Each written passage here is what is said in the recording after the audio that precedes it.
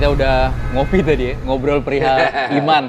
Saya tadi tanya sama Kohani Ustadz, tantangan apa saja yang sudah Kohani temukan selama melakukan kegiatan sosial ini? Selama Kohani ini jadi muslim, apa yang paling berat dilaksanakan? Yang paling berat Ustadz itu menjaga hati Ustadz. Jadi saya mohon didoakan oleh semuanya. Doakan saya jauh dari penyakit hati yang merusak amal saya, merusak diri saya, ujub, ria, sumah, ain, hasad, iri, dengki, berbangga-bangga dengan saya sudah melakukan ini. Padahal kalau nggak ada izin Allah saya nggak bisa apa-apa, duduk di sini pun nggak bisa, ketemu Ustadz nggak bisa, udah mati COVID. Terus itu penyakit hati yang berat sekali. Gitu Ustadz. Yang paling nyaman? Yang paling nyaman itu Masya Allah, hari-hari ini kita lalui dengan mengucapkan syukur dan berbahagia sekali, dan kita siap mati. Jadi semua nyaman. Ketika kita bisa melakukan apapun, beribadah, bisa melakukan amal soleh, dan setelah dapat hidayah, semua nyaman Ustaz. Saya siap mati kapanpun, insya Allah. Karena saya tahu, insya Allah mudah-mudahan Nabi berkenan memberi syafaat ke saya. Apa sih sebenarnya yang Kohani harapkan dengan melakukan kegiatan sosial yang semasif ini? Ya, harapan saya, yang saya cari, tujuan hidup saya, dan apapun yang pada tujuan akhirnya yang saya cari cuma 3. Yang pertama, semoga Allah jadikan ini sedekah yang diterima menjadi sedekah jariah, berpahala. Yang kedua, semoga ini juga menjadi ilmu-ilmu yang bermanfaat untuk saya, dan semoga anak cucu saya nanti bisa menjadi orang-orang yang soleh. Dengan saya contohkan, karena bapakmu masuk Islam, jadi kalian juga otomatis muslim, dan mudah-mudahan kalian mendoakan saya nanti. Karena 3 bekal utama kita di hari kita meninggal nanti. Itu tujuan yang saya cari. Kohani, Rasulullah itu sebelum lahir Islam, Mekah, masyarakat jahiliyah, itu 4 Tuhannya. Iya. Lata, Manat, Uzza, dan Hubal. Kemudian pada saat itu perempuan tidak ada nilainya sama sekali. Mas Rizky, perempuan waktu itu ditugaskan hanya lahir untuk melahirkan. Bahkan perempuan zaman itu boleh dijadikan taruhan judi. Oke, kau kalah saya pakai istri saya 4 malam. Saya suka betul istrimu, cantik. Boleh, kau mau pakai 2 malam, kita taruhan. Kalau kau kalah saya, pakai istri saya. Apalagi zaman itu strata sosial ada. Bangsawan, orang kaya. Maka terkenallah ada disebut budak. Kan tidak ada haknya yang namanya budak. Budak pada zaman itu bukan pembantu ya.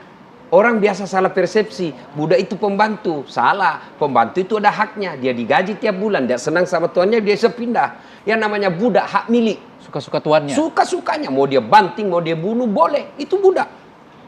Banyak lagi kehidupan hina pada saat itu.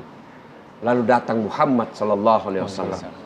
Kemudian dihapuskan perbudakan ketika Al-Quran turun mengatakan, Inna akramakum indallahi atqakum. Yang paling mulia di antara kalian bukan bangsawan dan kaya, tapi yang paling takwa. Semua itu. Padahal Nabi sendiri bos. Tidak punya partai pengusung. Tidak punya tim sukses. Lalu apa rahasia kesuksesan beliau? Dia mengatakan ini loh Islam. Insya Allah. Ini agama saya. Tidak pernah memaki agama orang lain.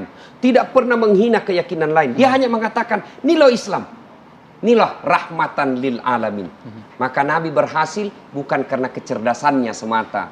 Tapi apa? Dia berhasil menjadi uswah. Contoh. Jangan pernah berbicara keadilan kalau kau sendiri tidak adil. Kalau Ustadz bilang Rasulullah melakukannya sendiri. Kalau boleh tahu Kohani melakukan kegiatan sosial yang begitu masif ini dibantu siapa aja Kohani? Dengan semua orang. Semua bantu. Ustadz Dasar juga pasti bantu melalui dakwahnya semua. Gitu. Kalau tanpa bantuan semua orang dan tanpa ridho Allah nggak bisa jalan. Masya Allah. Boleh kita kesimpulan mungkin ya Kohani, kita sama-sama mendengarkan kesimpulan ngobrol perihal iman pada hari ini. Ya. Kalimat Islam rahmatan lil alamin, hampir semua muslim mengetahui dan menghafalnya dengan gampang. Tapi mengaplikasinya sesuatu yang sangat sulit.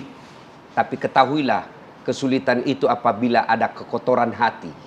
Apabila hati kita bersih, apabila hati kita jernih dan niatkan lillahi ta'ala, semata-mata karena Allah, maka insya Allah kita akan melaksanakannya semua menjadi ringan. Kenapa yang hadir di tempat kita ini Kohani, gampang melakukannya, mudah menguraikannya dalam kehidupan sehari-hari karena hatinya bersih. Itulah sebabnya tadi beliau katakan yang paling berat sekarang aku alami Ustadz adalah menjaga ketulusan. Karena setan tidak akan pernah puas ketika Anda berbuat kebaikan. Maka dihadirkanlah sifat-sifat kekotoran hati, sombong, angkuh, takabur. Nah, semua itu penyakit hati. Bagaimana cara mengobatinya? Allah berikan resep dalam Al-Quran. Ala bizikrillahi tatma'innul qulub. Ketahuilah dengan menyebutku, mengingatku, maka hatimu akan jadi tenang.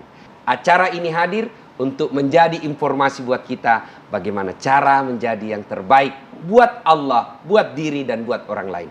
Semoga ada manfaat. Saya Dasat Latif. Assalamualaikum warahmatullahi wabarakatuh. Masya Allah. Ji, semoga kita bisa jadi orang yang bermanfaat juga seperti apa yang disampaikan oleh Ustadz Dasat Latif. Dan juga kita bisa mencontoh ya Ustadz ya, apa yang dilakukan Kohani. Terima kasih Kohani dan tentunya Ustadz Dasat Latif. Kita lanjut ngopi dulu, ngobrol perihal iman. Ayo Koko, jangan biarkan dingin. Habiskan. Bismillahirrahmanirrahim.